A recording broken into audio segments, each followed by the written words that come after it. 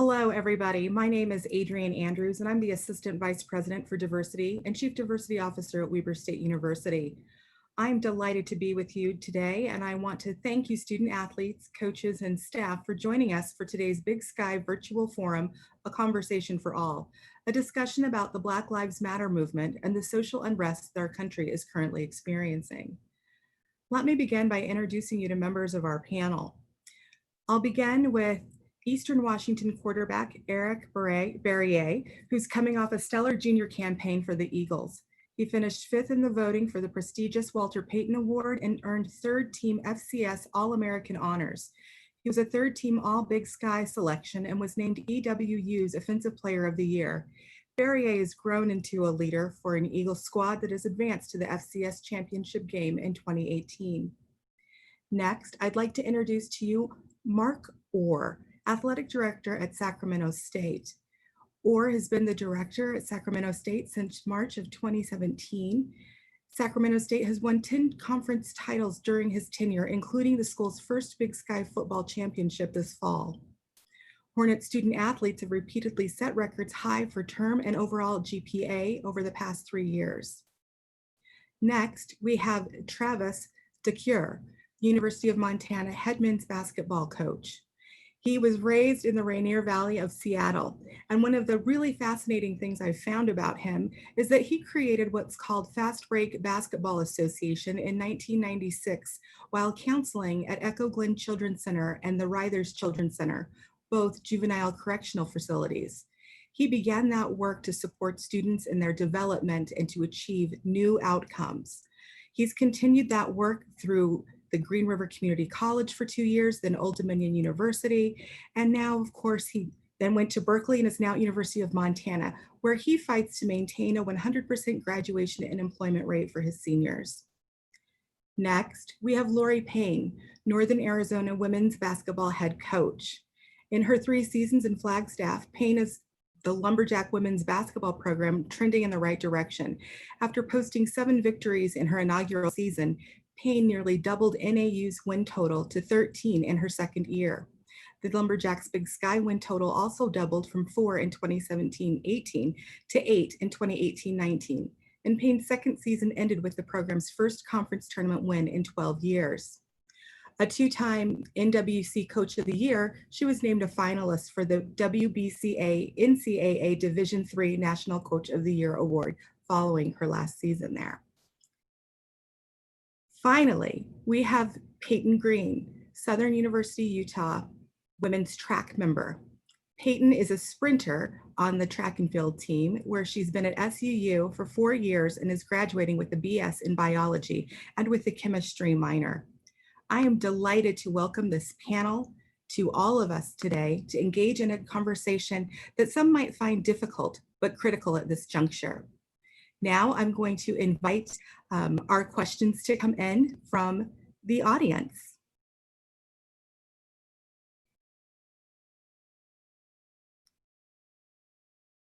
And while I'm waiting for Mary Cruz to forward those questions, I would like to say I just got off the radio with Dave and Dejanovic on KSL, where they actually were talking about the role of athletics in diversity, equity, and inclusion efforts at universities.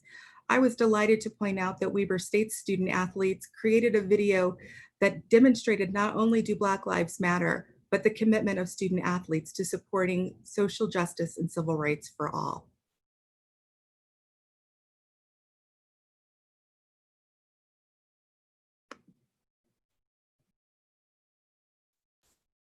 So I'm not seeing a question in my chat box. So what I would like to do then is turn to our panelists.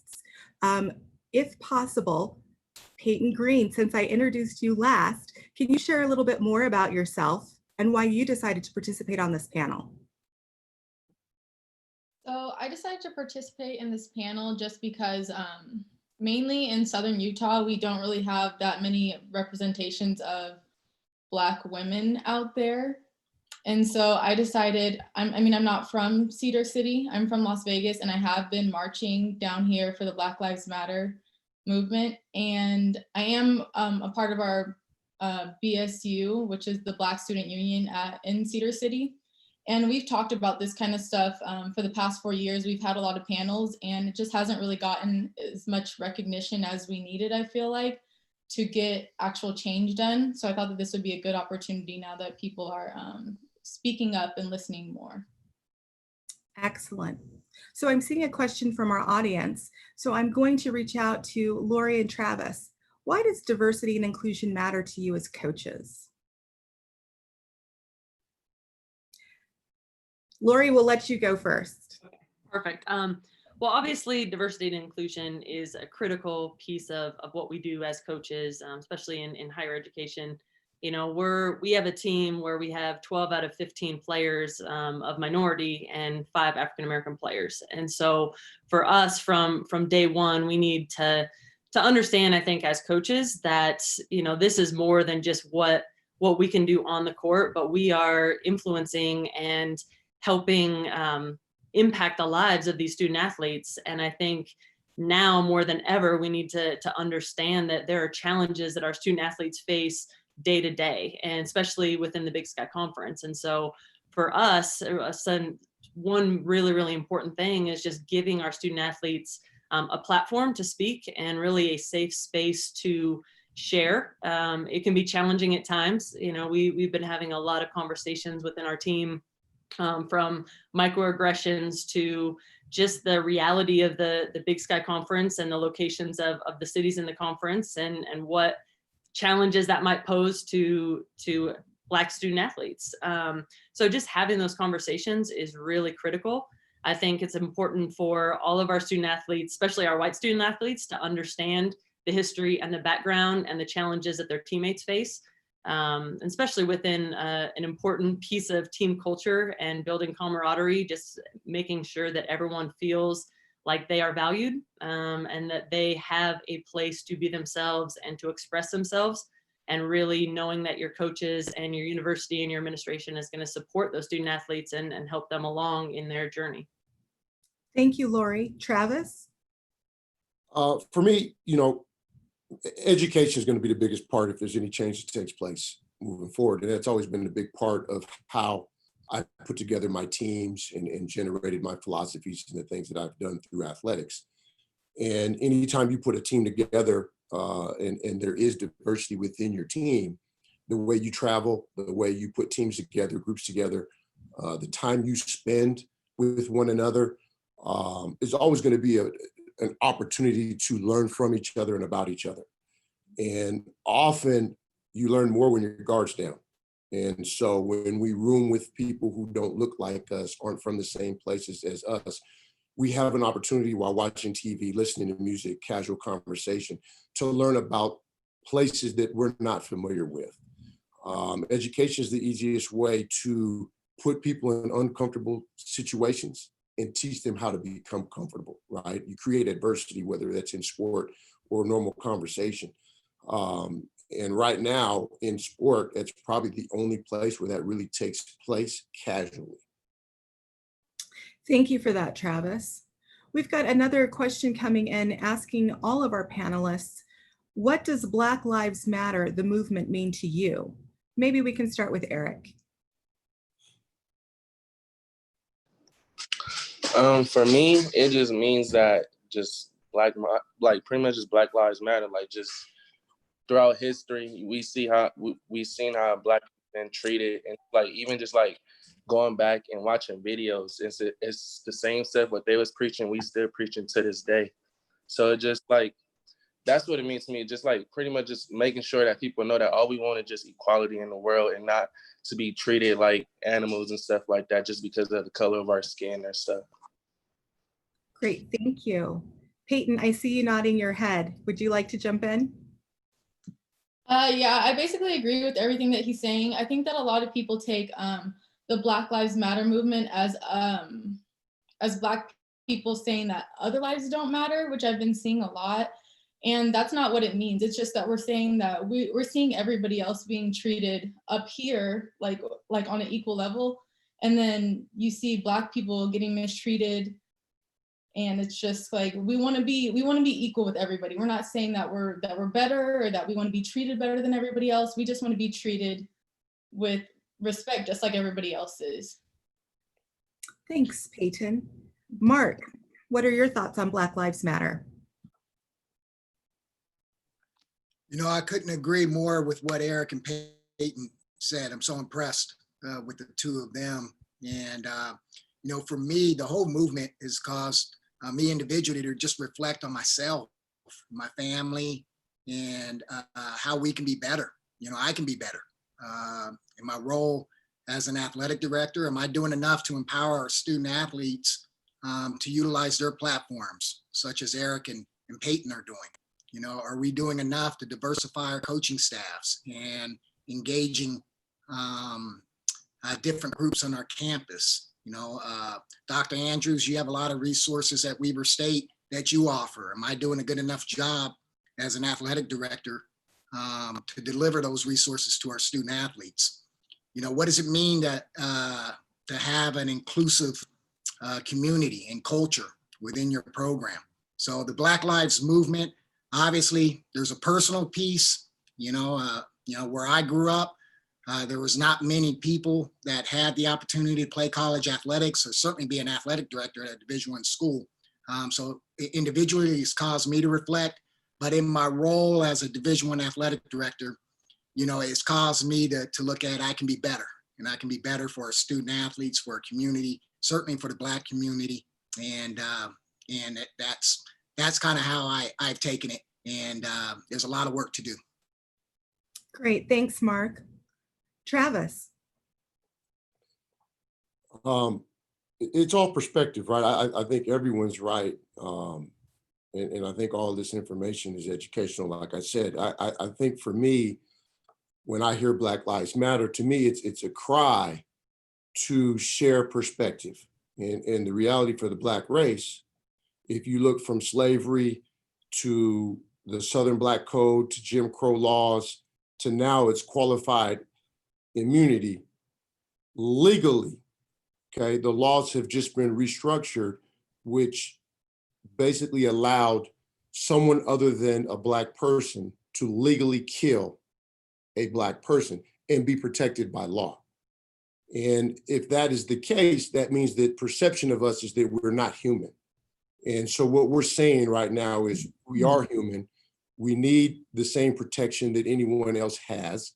And at some point in time, we would hope that this country would be diverse enough legally and socially that we don't have to make statements like this to live safely in America.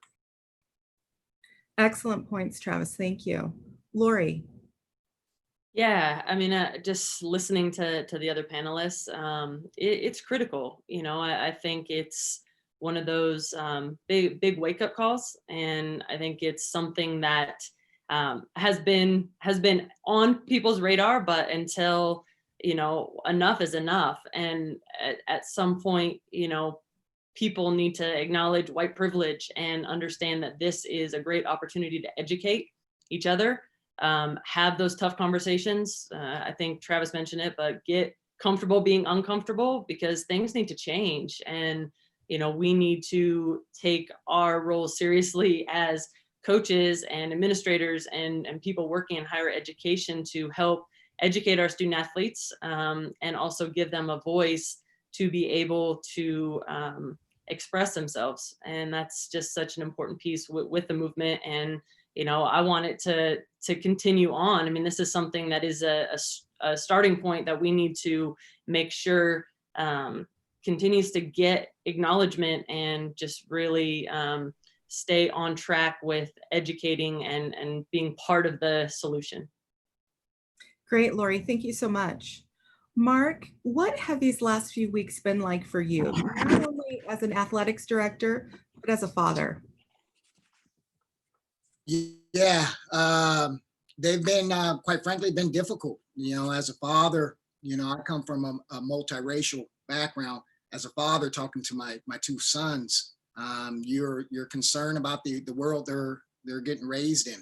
What's disappointing for me, and Travis alluded to it, you know, there's a lot of Black history that our kids don't learn in the classroom.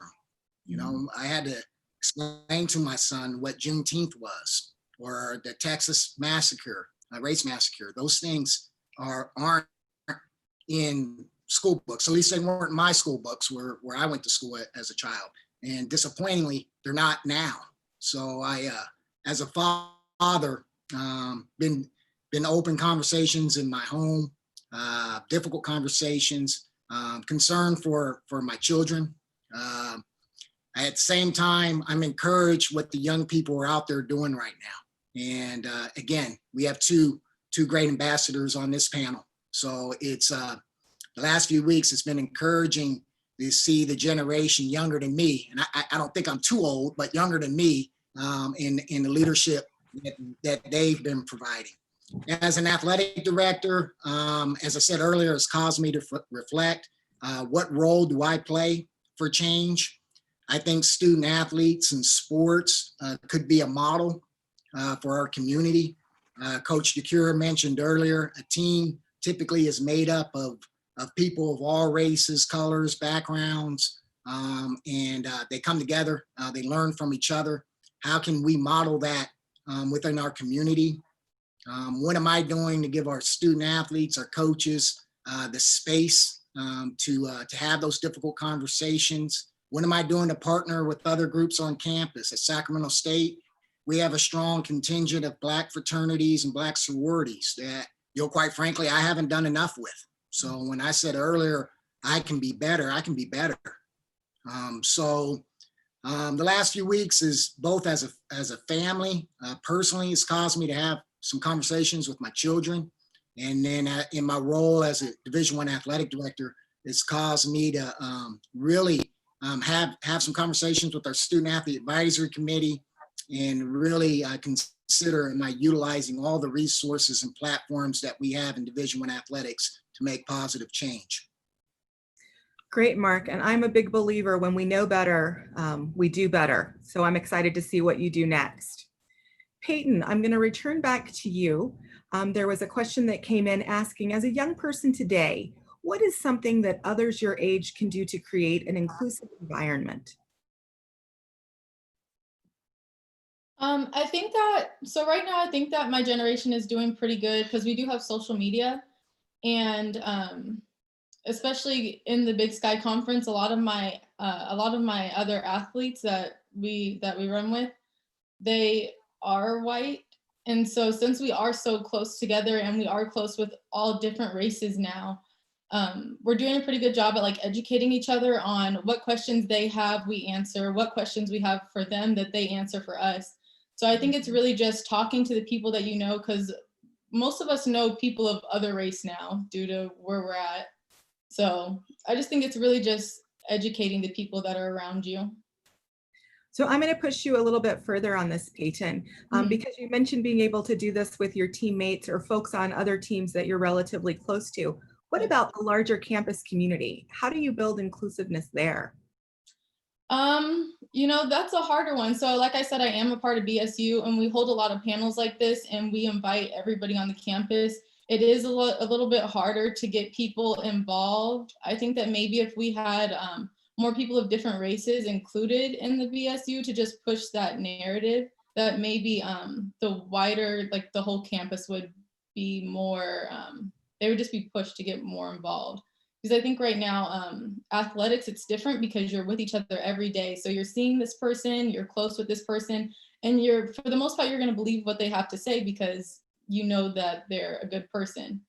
But for the wider campus, the people that we don't communicate with as much, I think it will really just take all the different races really communicating with their friends and just really pushing the conversation within their friend group. Because I think that whoever we trust is who we're going to listen to. I think that's a really powerful statement, Peyton. I think it also gets at the sense that when we think about people that we don't know who are different from us, until we connect with people, they're not fully human.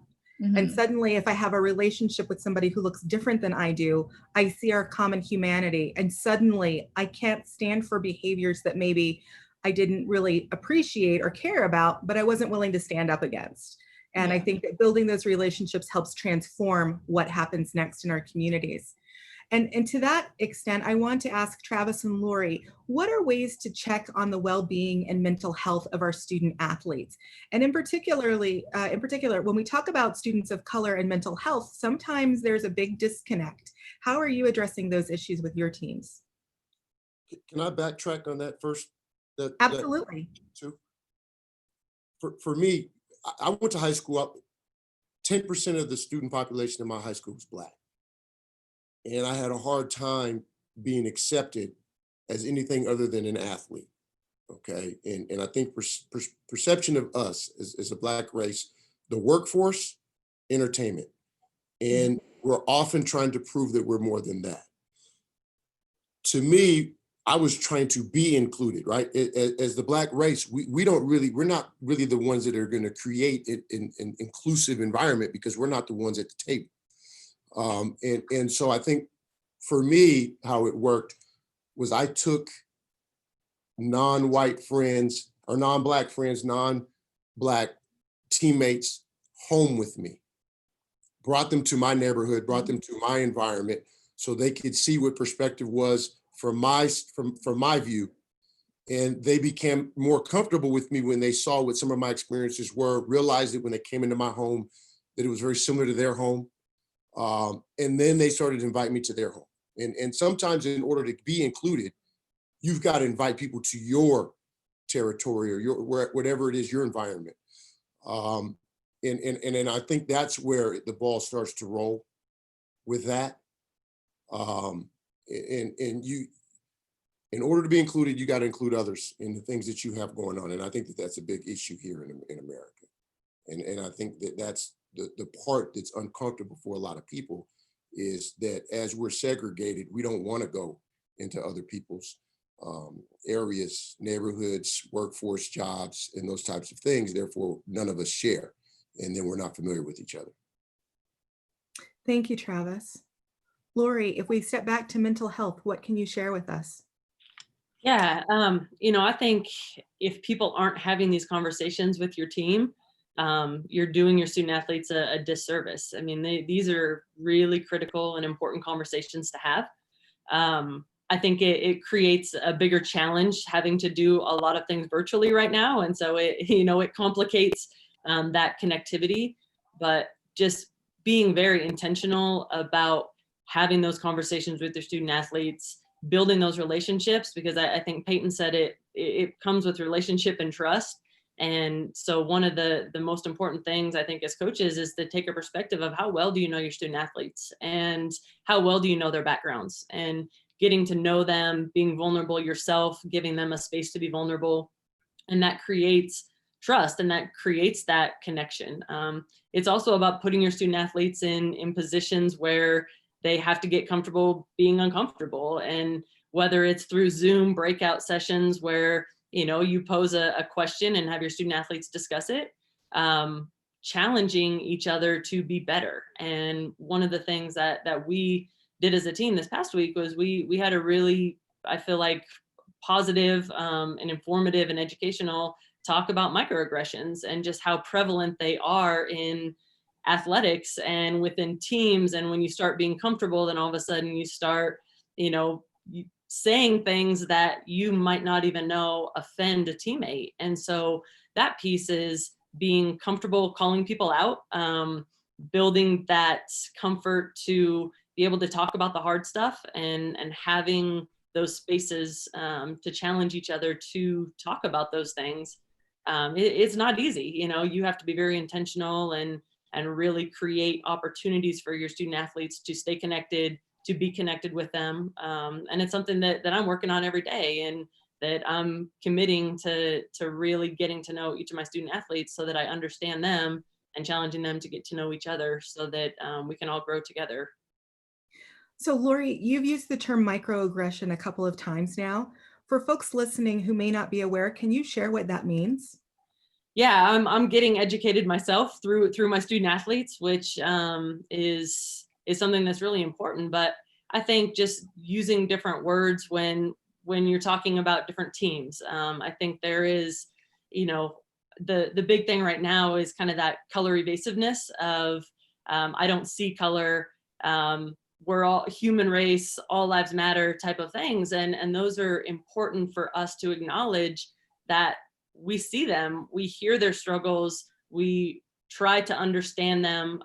We acknowledge our white privilege, in understanding, for instance, and, in women's basketball, and being a white female, learning from my Black female student athletes is a lot of times there is a angry Black woman, and our players don't want to come across as aggressive in the way that they call their teammates out, and how does, I don't know, talking about, opponents that we're going to face bring up those challenges and those insecurities or their vulnerabilities happen within teams. And so again, I'm still getting very educated on that, but I think it's an important piece for us to understand as coaches, the challenges that our student athletes are in.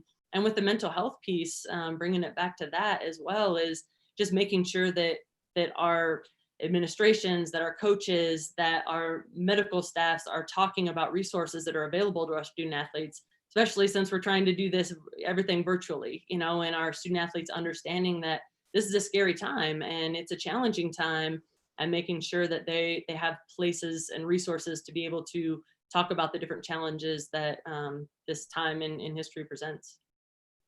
Wonderful, Lori. And I'm just going to clarify two things for folks who may not be aware.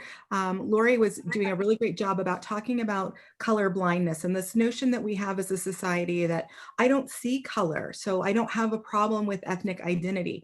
But the reality is, if you are colorblind, then you don't see me. You don't see other people who are Black or brown or other skin tones. And that is a part of who we are and the lived experiences that we have. And the challenge to that, instead of being colorblind, is to be color brave. And so I encourage you all to look up Melody Hobson's TED Talk on being color brave. It is an excellent resource and can really give you some good food for thought if you hadn't had a chance to consider it yet. And then before I move to the next question, just one more piece with the microaggressions in particular, as they tie to mental health for our athletes. Those microaggressions are the everyday slights, the things that people say, oh, you're being too sensitive about. No, they didn't mean anything, or they were just joking. But the reality is, it's death by 1,000 cuts. Those microaggressions build and build and build. And if we're not talking to our student athletes about that, we're not talking to our teams or our larger campus communities about how harmful those sorts of statements and or actions can be, then we are allowing our young people of color to move into mental health disparities, because in many of our cultures, we do not have cultures that are mental health going communities. And so there's an obstacle to overcome there as well. So I just want to put that on the shelf for you to consider for later. I'm going to move back to Travis. I've got a question for you. Can you reflect on a conversation you've had recently with a friend or a family member that addresses why what's going on hurts to the core?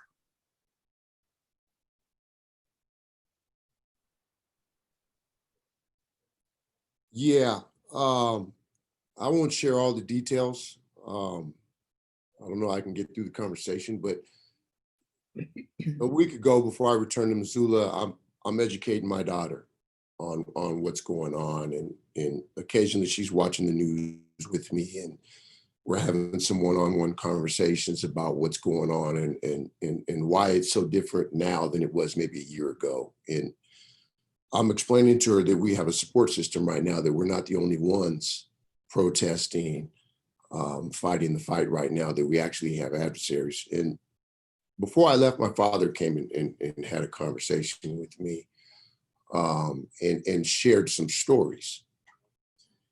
And the biggest thing for me that's been difficult is you can't get people to understand what you're going through if you don't paint a picture. And I think that that's what makes this thing the most difficult. And so I've been expressing to some of my coworkers here that are trying to figure out how to be helpful. And I share stories of the racism that I've been through. And as I start telling stories, I start thinking about this. And I shared this with my daughter, and this is what makes it so difficult, is the first time I experienced racism that I can recall, I was 5 years old. Another 5-year-old from across the street that I played with when I went to visit my grandmother called me a nigger on the regular basis. And we fought a lot. And so I look back and I physically have been fighting against that word, physically fought against that word for 20, 25 years. Same experience as a 10-year-old from another neighbor that lived across the street. And it just escalated to a family situation. Now at the age of 20, I'm a freshman or a transfer at the University of Montana. My first weekend out after a football game, I experienced it again. And the hardest thing about experiencing it is the reaction.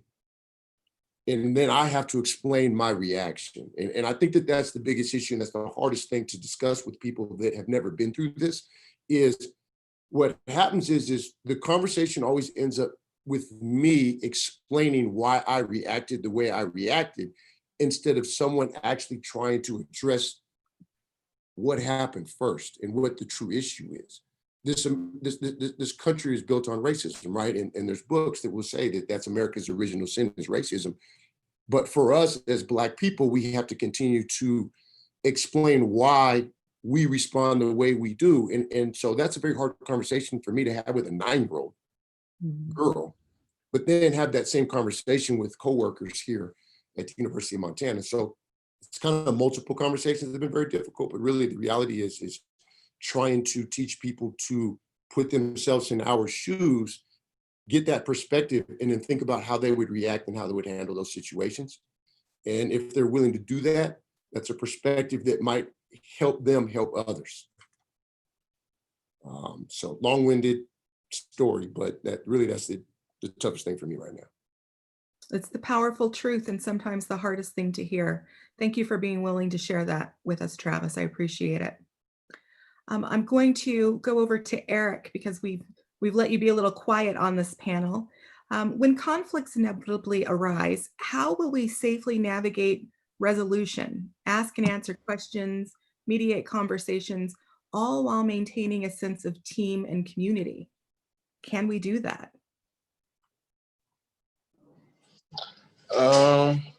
I think so, yeah. Kind of like just like how everything is now, just like kind of I feel like people want the change and stuff, and people are starting to listen. So the more people listen and stuff, I think the easier people will easier that stuff, the conversations will start to come and stuff. And my whole thing with this is because I'm gonna just speak from the heart, just for me. I feel like just when all this was started happening, I just felt like a lot of people was just joining the movement, because I feel like I know some people would probably it didn't affect certain people, or some people was probably blind to what was going on, but I still people still knew what was Black people was still dealing with every day and the stuff that we had to go through. And I pin back to the Rodney King stuff, and even me personally, I've been watching documentaries and stuff like that, and I watched the Sandra Bland documentary, and she said well, if Black lives, she said something like, if Black lives matter, how come we have a hashtag then? And so that kind of meant, that kind of hit a note to me and stuff like that. So, but I just think now that the more conversations we having and the more that people are starting to listen, I think the better this will continue to get. Excellent. Peyton, I'm going to extend this over to you and ask, what about the weight of having those conversations? As a student athlete, do people come to you because they see you and they identify you as a Black woman and are like, well, I can ask her these questions, or you should be able to help me solve this problem or educate me? How do you experience that? Yeah, so it is a pretty heavy weight, because especially when I first got to Cedar City, my roommates, I lived with 5 other girls, and I was the first Black person that all of them had ever even lived with. And then most of them hadn't even talked to another Black woman. So it's every question that they had, they would come to me. They would ask me, why is your hair like this? What is it like to live in Vegas? What is this like? What is that like? And it's hard because I feel like me, I'm speaking for myself, but when you're talking to people that don't know a lot of Black people, you automatically become the poster person for all other Black people. So everything you say, they see that as, oh, all Black people are going to think that way. All Black people are going to live their life that way. So it's kind of like, I don't want to mess up, especially in Cedar City, Utah, when there's not too many other Black people. And because I feel like if I mess up, now that's like the whole Black community is messing up. That's a really critical point and a heavy weight and burden to carry. And to that end, I'm going to reach out to Mark and Lori and Travis and ask, as an athletic department employee, what's the best way we can support minority student athletes and coaches without it just seeming like a blanket statement or empty words? I think we need to hear from them. I think they need to be representative of the athletic department. And the biggest example I have is our SAC. There's just not enough minorities on SAC. And that's not even just a Black issue. I think there's a lot of different types of minorities in athletics in general. And I don't know that there's a lot of representation in the leadership programs that take place in athletic departments. And so we need to create more leaders, because we have student athletes that don't have anyone to identify with when they have these issues. You ask about mental health. There's so many adversities that these student athletes go through that they need someone that they can go close the door and talk to these things about and not feel like there'll be repercussions. And sometimes my coach might not be someone who understands what I'm going through. And like I said, we're more than just the entertainment in the workforce. And I think we need to create more leadership roles for these minorities that we have, not just Black athletes, like I say, and create levels of comfort for them so that they have a voice and they'll use their voice. Empower them. Thank you, Travis. Mark, do you have thoughts here? I agree with Travis. Certainly, we got to provide those platforms for our student athletes. For the staff, engage. I'll give you an example. On our campus, on most campuses, there's a lot of different events on campus, cultural events. We just had a Black graduation commencement ceremony that took place on campus. It's not just for the Black staff to attend. All engage, be a part of it.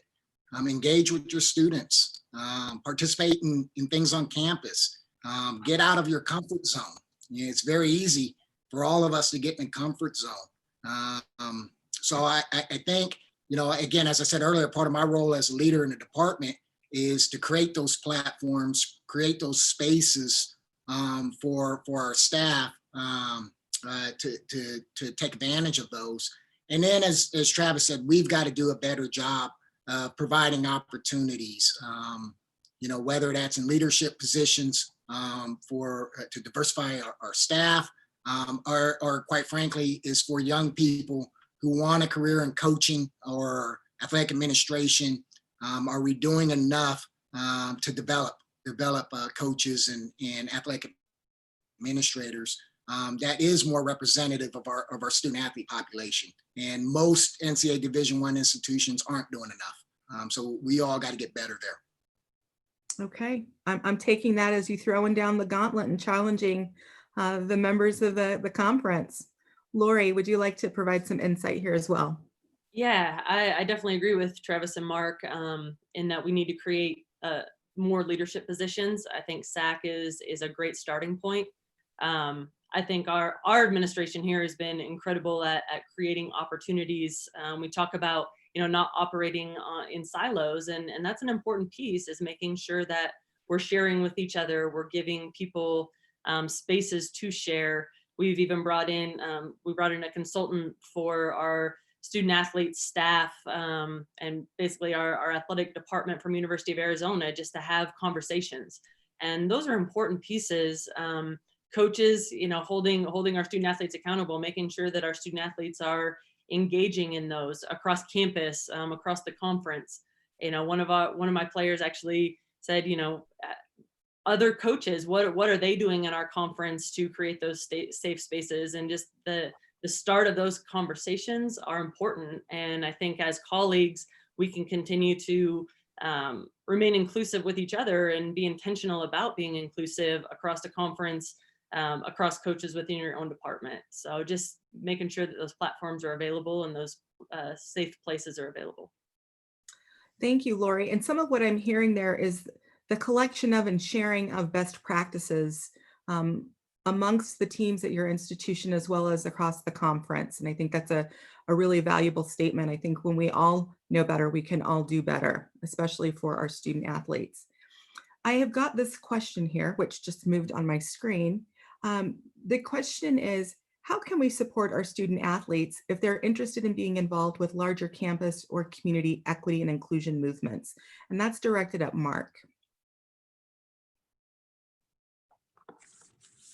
Yeah, I think, again, encourage your, give them the platform to do so. And if it's one student athlete, spread the word amongst all of our student athletes and get our SAC involved, get our coaches involved. And, you know, if I'll use Peyton as an example, if Peyton has an initiative that she, you know, wants to explore and it's within the community, how can I support Peyton, not just her, but bring her teammates, bring other student athletes, as administrators, as coaches, we can also support that initiative.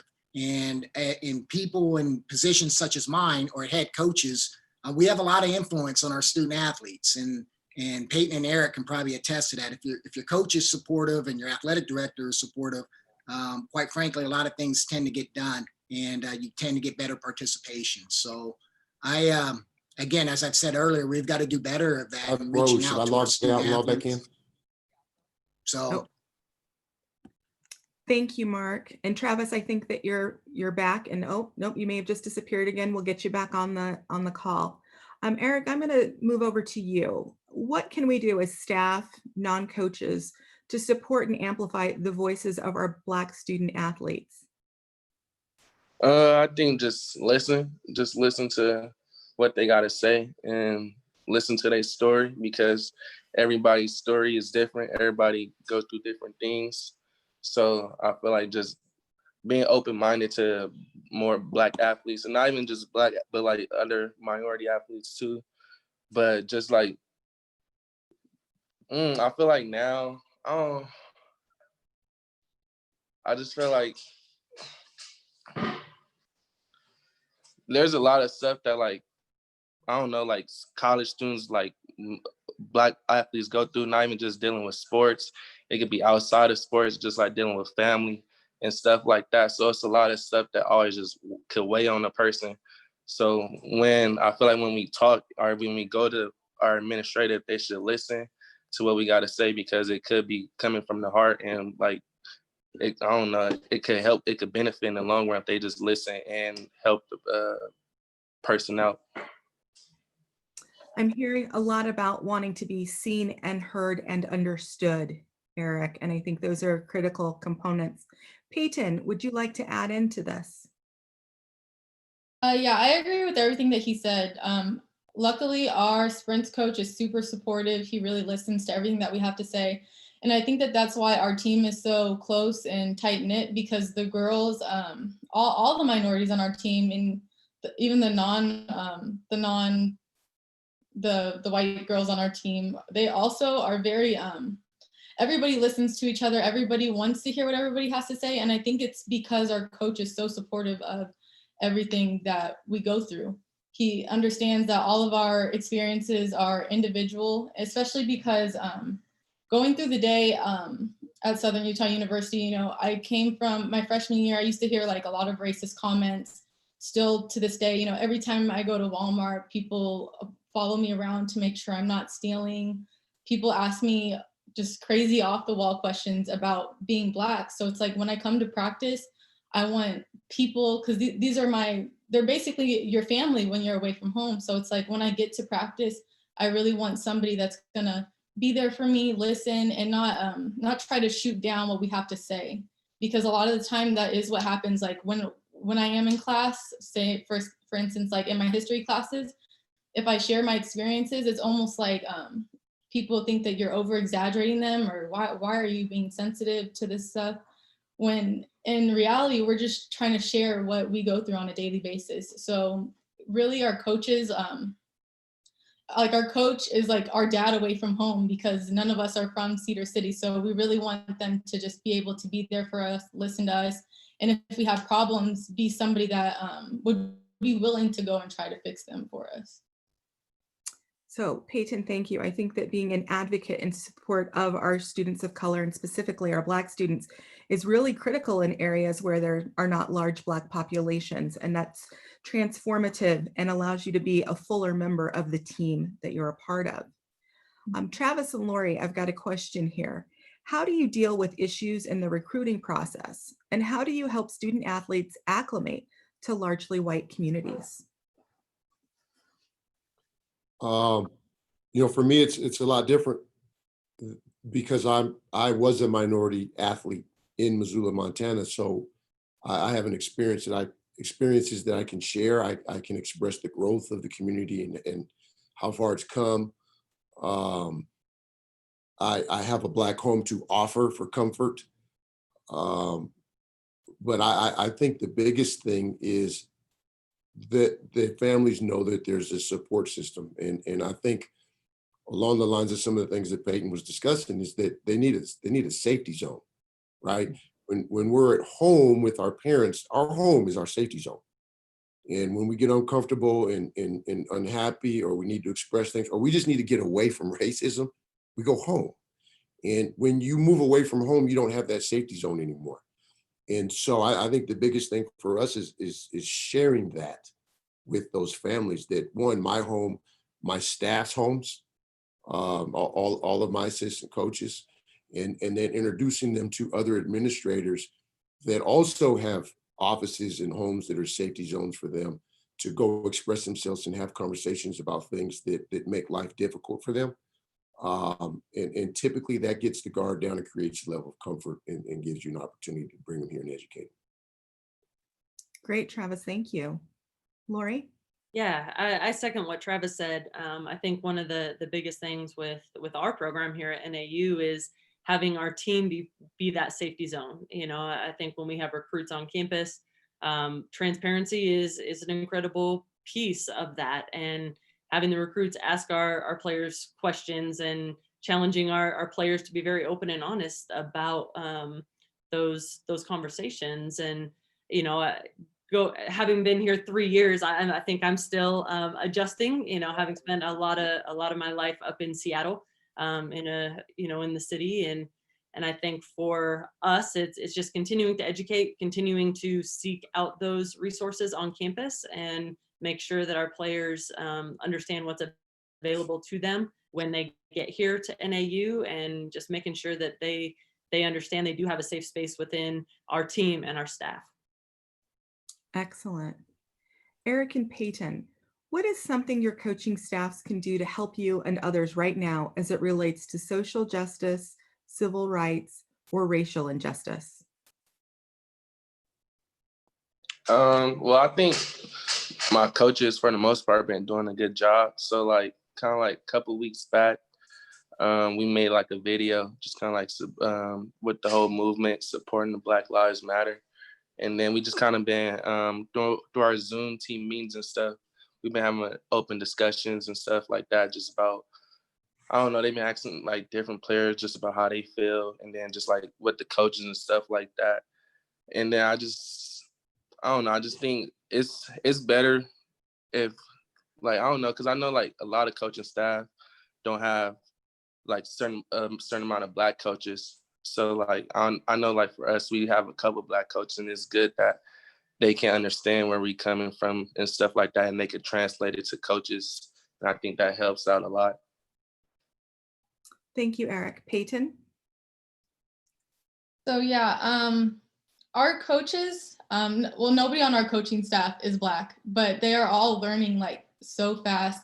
Just the improvement from when I got there my freshman year to now, just how much our coaches have improved and been willing to listen. And I think that the biggest part, because when I did start marching a couple weeks ago for the Black Lives Matter movement, I was kind of nervous because it has been such a controversial topic. So I was kind of nervous to like post the pictures that I took down at the rallies and at the marches, because I was like, I don't know how people are going to react to me going to that kind of stuff. And just my coach and his wife, the day after I marched, I saw them doing, there was a run in Cedar City, a run for racial equality, and him and his wife ended up going and doing that and then making posts about Black Lives Matter. So it was just nice to see that they were supporting the stuff that we believed in, because yeah, I was kind of nervous to see what reactions were going to be when I started posting about Black Lives Matter. Can I add? Absolutely, Travis. I think it's important for some of these other coaches, because she's in a special situation. She's got some coaches that are expressing that they understand. I think there's some coaches that are silent. And that's the worst situation that any of these students can be in right now. Whether they're communicating to them saying, look, I don't necessarily understand. I can't say I feel your pain, but I support you. That's huge. But the biggest thing I think is they can be vocal and make a statement, whether that's on Twitter, whether that's on Instagram, whether that's retweeting something. They could make a statement saying that I am here fighting with my student athlete. And what that says is I care. If they don't do that, these kids are going to assume they don't care. And I think that that's the biggest thing right now that could take place. And if there's anything that creates emotion for any of us on this panel, any of the minority student athletes, Black, gay, any of them, is that there aren't enough coaches voicing themselves and saying, I'm here to support you, I have your back, whether I understand it or not. And let me know if there's something I can do to help. Excellent. Thank you so much, Travis. Mark, what are some things that you've said to your staff about why it's important to not let this current unrest fall by the wayside and rather take action? Yeah, and I'll expand a little bit on what Travis said. I mean, obviously there's so much going on social media, and our coaches and our staff are very supportive of our student athletes, and we've done Zoom calls. We've brought in speakers. I've had coaching staff march with our student athletes in protest, and that's all really important. For me, what's more important is that we sustain this momentum. You know, historically, Eric brought up the Rodney King riots in '92. That's 20, 30 plus years ago, and we're still having these same issues. So what I've talked to our staff about is, let's not have this just be a moment in time, you know, a social media blast. You know, we're gonna check off the box and do our education and engage our student athletes. And 6 months from now, we're back to our normal everyday routines. And throughout history, there's been 400 years this has been going on, and you know, now's the time for change. So I've encouraged our coaches and staff be part of the change. Don't allow this to just be a thing to do right now because you feel like you need to step out there and support your student athletes. Of course you need to do that, but this has to be sustained throughout the years, throughout everyday life, and we can't let the moment just be for now. Mark, what I'm hearing you say is a movement, not a moment. And I think that's a really powerful point for us to share. I've got a final question for everyone on the panel. What is something that you want people to take away from today's discussion? Peyton, we'll start with you. So like Mark said, you know, this should just be something, like, it shouldn't just go away. I want people to really like push themselves to have uncomfortable conversations and make sustainable change that they could live for the rest of their life. I don't want it to go away after people stop posting about Black Lives Matter or after it's no longer on the news. Like, I want people to keep having conversations that push everybody's life forward in a positive direction. Great. Travis? Hold each other accountable. We need to hold our friends and our family members accountable. What other version of that, right, is minorities. Obviously, we want to stay active and keep each other active. But if we're not, we have to hold each other accountable with statements that they may say behind closed doors, silence. We can't allow that. And then we need to hold our legislation accountable. And we're talking about, we want our student athletes to vote. I'm not sure they know who to vote for and why. And they need to find that information. We need to help them find that information. And the reality is they don't need to vote where they go to school. They need to vote in their communities, where they're at home, where they can have the biggest impact. And they need to find a way to help create the right environments in their communities. And that's voting at home and understanding who you're voting for. So hold each other accountable and hold your legislation accountable. Thank you, Travis. We'll move up to Lori. Yeah, I would just say support and empower your student athletes and take this opportunity to be leaders across campus within your department. We have a huge opportunity to be agents for change and take that responsibility seriously. And if you're not having these conversations with your student athletes, start and continue, because it's critical, it's important for them to know that we're behind them, that we support them, that we see them, and that we understand, and that we're here for them no matter what. Support them in everything that they do and empower them to be advocates for change. Mark. Yeah, the panelists took all the things I was going to say, but I'll say this. It starts with the individual. Reflect upon yourself. We all can be better. Reflect upon yourself. Listen to your students, your student athletes, your colleagues, your peers. Engage. Remember, we're in higher education. We have resources that surround us every day. Utilize those resources to make a difference in our communities. And we're very fortunate. There's a small percentage that have the opportunity to come to work every day or go to school every day at these great big sky universities. And there's so many resources that surround us that we underutilize. So I'd encourage student athletes, coaching staff, staff members, engage on your campus and be part of a positive change in our community. Great, Mark. Eric, if you'll give us the last word from a panelist.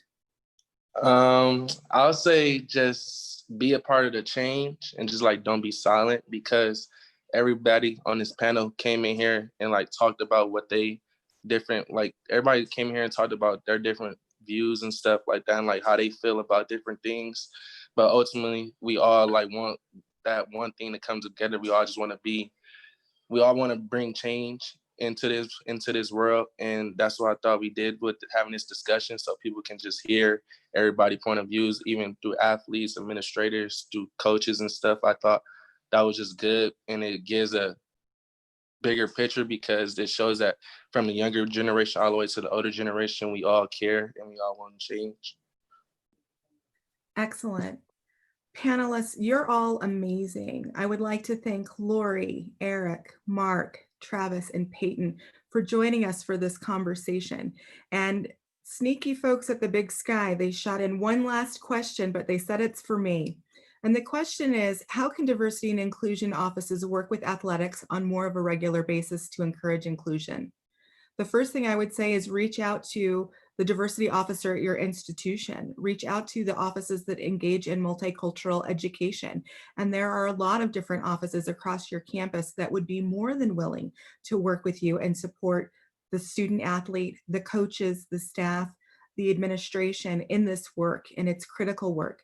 Another great thing is we can be used as bridges between the athletic programs and the community, because we work very hard to establish and affirm those relationships in our community, so that when people come to places like Ogden, Utah, we actually can introduce them to places that will be meaningful, or we have connections and relationships that will be helpful to that student athlete success, as well as to the coach or administrator who comes into the community and maybe looking for something that we haven't talked about yet.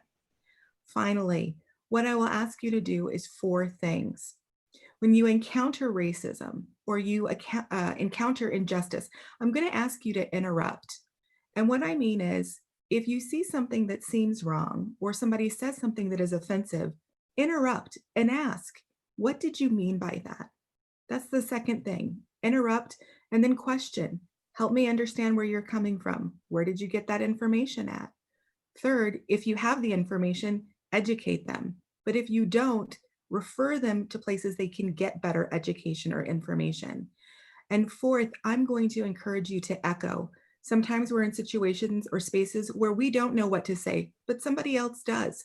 And it's really powerful if we affirm those voices by echoing their sentiments in this space. When we empower and support each other, we transform the world. I'm delighted to have been the host today, and I hope to get to facilitate future conversations with the Big Sky Conference and our amazing athletic directors, coaching staff, and of course, our student athletes. We wouldn't be here without you. Thank you so much and have a great day.